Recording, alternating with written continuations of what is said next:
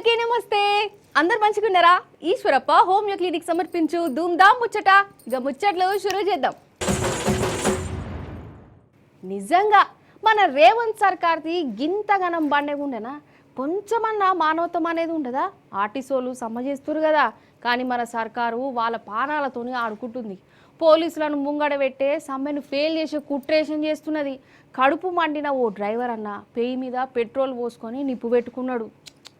అయినా సర్కార్కు చీమ గుట్టినట్టు కూడా ఉంటలేదు. అగో ఎంత అన్యాయం ఇది! ఈ సర్కార్కు ఆర్టీసోలంటే ఎందుకు ఇంత కోపం, ఎందుకింత లెక్కలేంతనం? రెండొద్దుల సంధి ఎర్రటెండల సమ్మె చేస్తున్న సర్కారు వీళ్లకు మాత్రం భరోసా ఇచ్చుడే లేదు.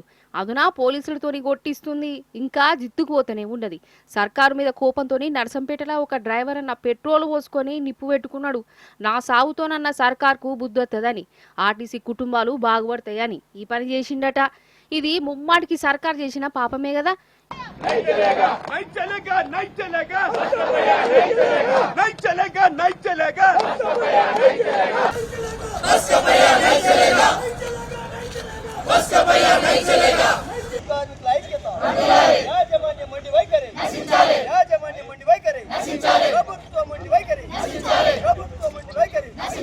ఇక ఇంకో దిక్కు సమ్మె నడవకుండా సర్కారు దిక్మాల కుట్రలన్నీ చేస్తున్నదోలా పోలీసులను కావలి పెట్టి బస్సులను బలిమేటికి నడపాలని చూసింది. ఒక్కొక్క బస్సుకు ఒక్కొక్క కానిస్టేబుల్ పెట్టిందట సర్కారు. ఇక చూడు కథ, సమ్మెలో ఉన్న కార్మికులు ఆ బస్సులకు అడ్డంగా పడ్డారు. కానీ పోలీసులు వీళ్ళ మీదకి దండయాత్రకు పోయినట్టే పోయారు, అరెస్టులు చేసిరు. అయినా కార్మికులు మా కడుపు కొట్టద్దు, మా నోట్లే మాను పోయేదాన్ని అనుకుంటా పోలీసుల కాళ్ళు మొక్కిరు. అయినా వాళ్ళ గుండె కరగలే.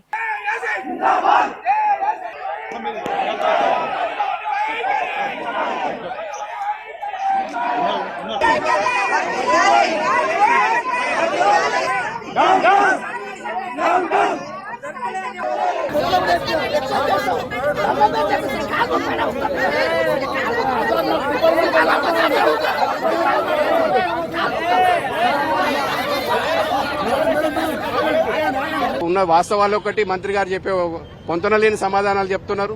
29 డిమాండ్లు మేము ఆల్రెడీ పరిష్కరించినామని చెప్తున్నారు. ఎవరి ద్వారా పరిష్కరించిండ్రు, ఎప్పుడు పరిష్కరించిండ్రు, దానికి ఏమన్నా మీరేమన్నా మాకేమన్నా లెటర్ ఇచ్చిండ్రా, లేకపోతే ఎండి గారు ఏమన్నా ఇచ్చిండ్రా, ఎవరు ఇచ్చిండ్రు మాకు దాని మీద పరిష్కారం చేసినామని? ఎందుకు చెప్పాలి ఇవన్నీ అబద్ధాలు? మంత్రి గారు మేము మీ మేనిఫెస్టోలో పెట్టిండ్రు, మీ మేనిఫెస్టోలో పెట్టిదాన్ని మేము వాళ్ళు అడుగుతున్నాము. వచ్చిన సమస్యనే అది. ఇక్కడ మీరు 6 డిమాండ్లు ఏవైతే పెట్టారో ఆర్టీసీ కార్మికుల గురించి, మీరు దాని గురించే మేము కొత్తగా అడగలేదు. ఇవాళ కొత్తది ఒకటి ఏంది అడిగామంటే ఎలక్ట్రికల్ బస్సుల గురించి. ప్రభుత్వం, ఈ యాజమాన్యం కార్మిక సమస్యలు పరిష్కారం చేయకుండా ధిక్కార స్వరంతో వ్యవహరిస్తోంది.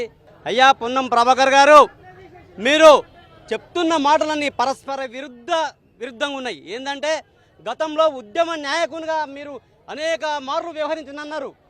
అప్పుడు మాటలు ఇప్పుడు మాటలు సార్ బేరీ వేసుకోండి. 2.5 సంవత్సరాల నుంచి మా నాయకులు గుట్టలుగా రిప్రజెంటేషన్ ఇస్తే కమిటీల పేరుతో కాలయాపన చేస్తున్న ఎవరు మీరు ఆలోచించుకోవాలని కార్మిక వర్గం అంతా ప్రశ్నిస్తోంది.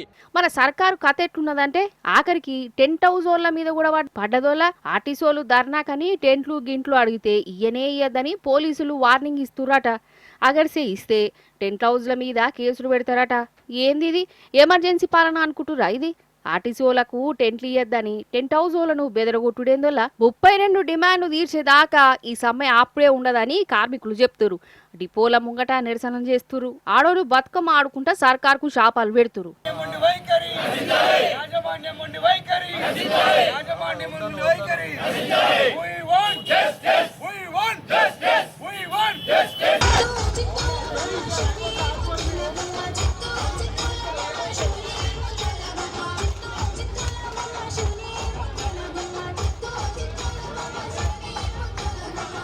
రేవంత్ అన్న అర్థం చేసుకుంటాడని అనుకున్నాం, కానీ పొన్నం ప్రభాకర్ సారు, రేవంత్ సారు వీళ్ళిద్దరు కలిసేసి మాకు ఇలా నిండా ముంచుతారని మేము అనుకోలేదు. ఆయన చెప్పిందే వాళ్ళు ఇప్పుడు మాకు చేయట్లేదు. మేము అడిగితేనేమో సమయం కావాలా అన్నారు. వాళ్ళు ప్రభుత్వంలోకి రాగానే 6 నెలలు సమయం కావాలని అసెంబ్లీలో వాళ్ళు అడిగితే 6 నెలలు కాకపోతే సంవత్సరం ఆగుతామని చెప్పేసి అని ఆగాము. ఇప్పటికి 2.5 సంవత్సరాలు గడిచిపోయింది, కానీ మేము అడిగింది మాత్రం మాకు చేయట్లేదు. విలీనం చేయమని, పిఆర్సీలు ఇవ్వమని, ఆర్టీసీని ప్రైవేట్ పరం చేయొద్దని. అందులో కార్గో కూడా ఉంది. కార్గోను కూడా 100 కోట్ల ఆదాయం వచ్చే కార్గోను కూడా పక్కదారి పట్టించారు. ముఖ్యంగా రవాణా శాఖ మంత్రి దాటవేసే ధోరణిలో ఉన్నారు. పోలీసులు ఎంత తెగబడ్డా ఎంత బెదిరగొట్టినా కార్మికులు మాత్రం వెనకడుగు వేస్తలేరోలా. కాదు అధికారంలోకి వచ్చిన కొత్తల రేవంత్ సారు ఏమన్నాడోలా, ఇది ప్రజాపాలన, ఎవ్వలన్నా నిరసన చేసుకోవచ్చు, ధర్నాలు చేసుకోవచ్చు, మీ బాధలు చెప్పుకోవచ్చు అని అన్నాడా. మరి నిరసనలు చేస్తుంటే ఇట్లా పోలీసులతోని కేసులు పెట్టించుడేంది, లాఠీలతోని కొట్టించుడేంది, సమ్మెను ఫెయిల్ చేసేటందుకు ఈ కుట్రలేంది. వాళ్ళేమన్నా కొత్త కొత్త కోరికలు డిమాండ్లు అడుగుతురా ఏమన్నా? రేవంత్ సారు ఓట్లకు ముందు చెప్పినయా ఇంకా మాట మీద నిలబడమంటురు. ఆయన గాని సర్కారు వీళ్ళను రెచ్చగొడతనే ఉన్నది. ఇటు తమిళనాడులా అటు పశ్చిమ బెంగాల్లా ఎలక్షన్లు కదా, పోలింగ్ కూడా అయింది. పొద్దుటి సందే ఓటర్లు పోలింగ్ బూత్లకు వచ్చి ఓట్లేసిరు. ఈ రెండు రాష్ట్రాలలో పోలింగ్ ఎక్కువనే జరిగిందట. పెద్ద పెద్ద సినిమా హీరోలు, రాజకీయ లీడర్లు, వ్యాపారాలు చేసేటోళ్ళు, సాదాసీదా జనాలు పోలింగ్ బూతులతో పట్టిరు. పారి మరి ఈ ఓట్ల ముచ్చట్టే చెప్పుకుందాం. ఫస్ట్ తమిళనాడు దిక్కు రారిగా. ఆగో మన తలైవ రజనీకాంత్ సారేనోళ్ళ ఎంత సాదా సీదా ఉన్నాడు చూడురే. సార్ ఎప్పటికీ గట్లనే కనబడతారు అనుకోరే. ఇక ఓటేసేందుకు వచ్చినప్పుడు జనాలు చూడాలి.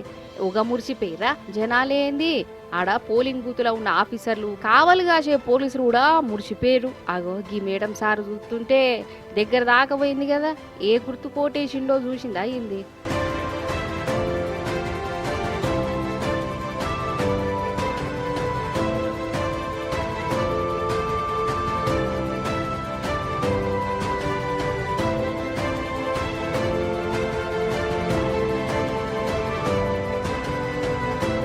ఇక ఇటు కమల్ హాసన్ సారు బిడ్డతోని కలిసి ఓటేసేందుకు వచ్చిండు. ఆహా అగో అజిత్ కుమారు మీకెరక ఏ ఉండాలి, తమిళనాడులో విజయ్ తర్వాత పెద్ద హీరోయినని. ఈయన ఫ్యాన్స్కు విజయ్ ఫ్యాన్స్కు పడని పడదట. ఇక ఈ అజిత్ పొద్దుగాల్ని అందరికంటే ముందుగానే వచ్చి ఓటేసిండు. ఎవరికి వేసిండో మరి.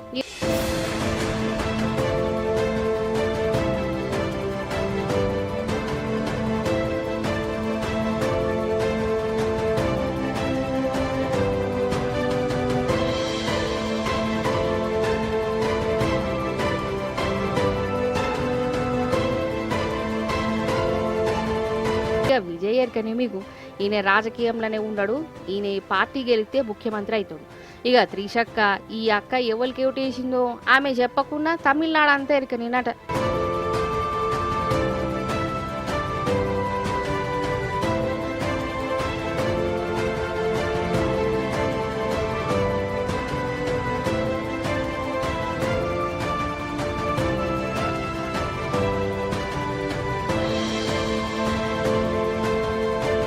ముఖ్యమంత్రి స్టాలిన్ సారు కడ్మ రాజకీయం లీడర్లు యాక్టర్లు వచ్చి ఓట్లేసి ఇంకు సుక్క చూయించిరోళ్ళ అన్నట్టు గీనే మీకు ఎరకయ్య ఉండాలి. సినిమాలలో జోక్ చేస్తాడు. ఎవర్రా నువ్వు అనుకుంటా. నేను మా హీరో విజయ్కే ఓటేసిన, ఆయననే ముఖ్యమంత్రి కావాలి అని బయటికి చెప్పిండోళ్ళ. అట్లా పోలింగ్ బూతుల కాడ చెప్పదట కదా. ఈయనకు ఆత్రం ఆగనట్టున్నది.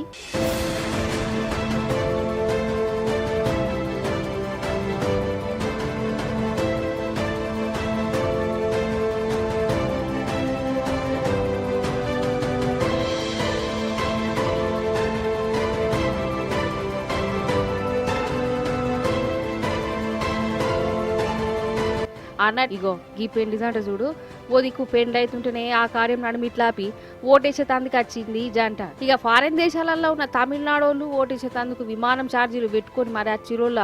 మరి ఎవరిని గెలిపిద్దాం అనుకున్నారో, ఎవరిని ఓడిద్దాం అనుకున్నారో. అయితే తమిళనాడు పోలింగ్ బూతులలో ఓటర్లకు రోబోలు వచ్చినాయోళ్ళ. రోబోలు ఇక మంచిగా తమిళనాడోళ్ళ లెక్క తయారై ఓటర్లకు శనార్థులు చెప్పుకుంటే స్వాగతాలు చెప్పినాయి. అగో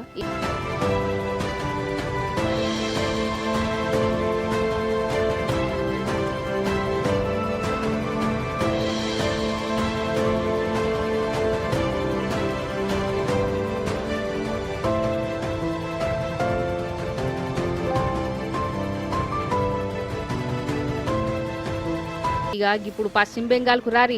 బెంగాల్ అంటేనే అంత ఆగమాగం అడవి కదా. ఆడ ప్రతిసారి లొల్లులు జోడాలు అయితేనే ఉంటాయి.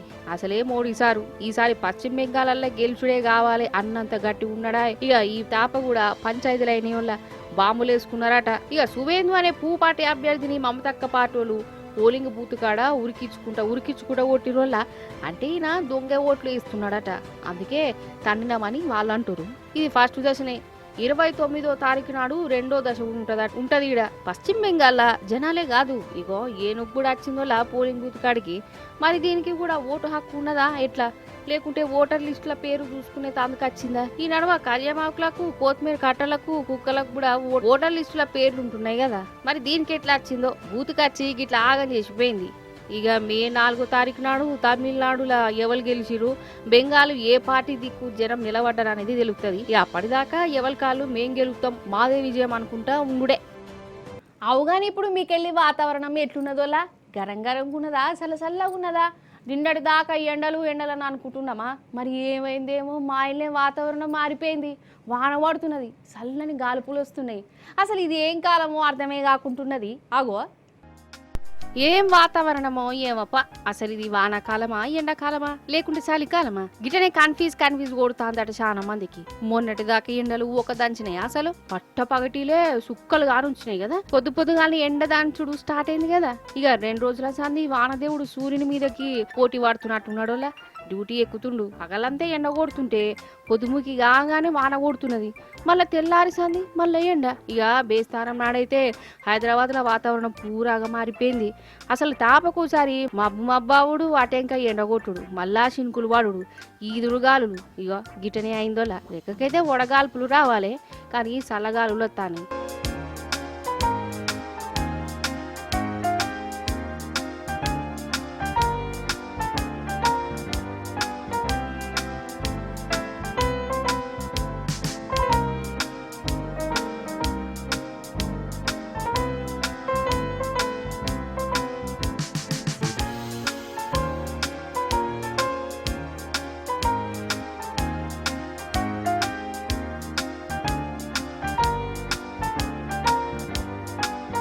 ఇటు జిల్లాలలో కూడా చెప్పక చేయక వాన పడ్డది. వాన పడితే పడని మంచిదే గాని రోడ్ల మీద ఆరబెట్టిన పంట తడిచిపోయింది, గిదే గోసైంది.